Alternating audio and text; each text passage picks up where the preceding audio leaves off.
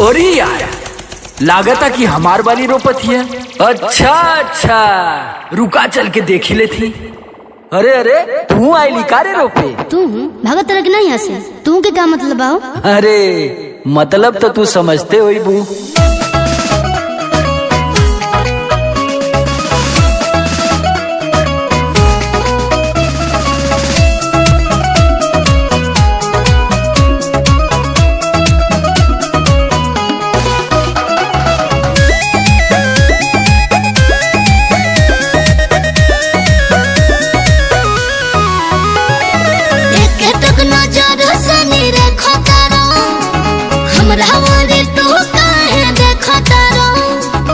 लेकिन को देख ले देखले बानी बाकी तहरे जैसन ना।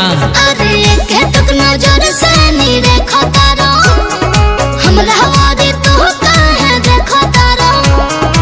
लाज नहीं लगे तो के बड़ा बेशरम हो, बड़ा बेशरम हो। सुना देखी माथा पगला ला एकदम हो, देखी माथा पगला ला एकदम हो।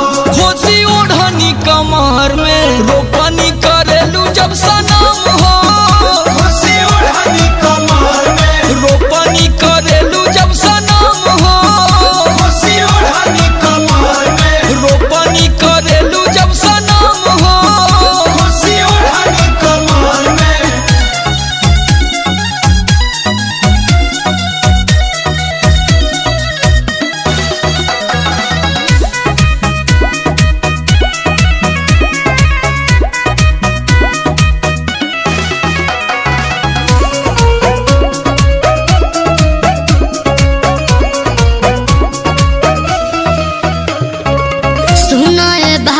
संभार लो नजरवा, फेंक देव पाके कहे लगला ना डरवा।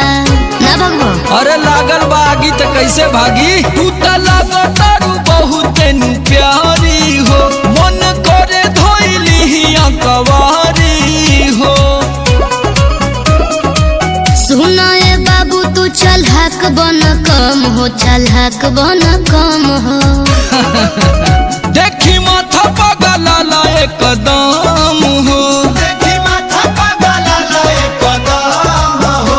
खोसी ओढ़नी कमर में रोपनी करेलू जब सनम हो, खोसी ओढ़नी कमर में रोपनी करेलू जब सनम हो, खोसी ओढ़नी कमर में रोपनी करेलू जब सनम हो, खोसी ओढ़नी कमर में।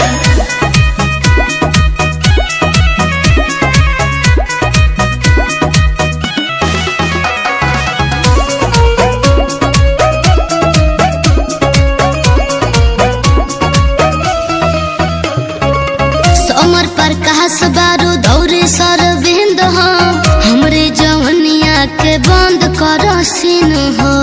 तने होश में रहो। अरे बेहोश कह के होश में लिया उतारू। गोरी गोरे गोरे भी जल शरीरिया, हमरा दिल पे चलावतावे तीरिया। बाबू तू लफुआ के करे ल करम हो, करे ल करम हो। सुना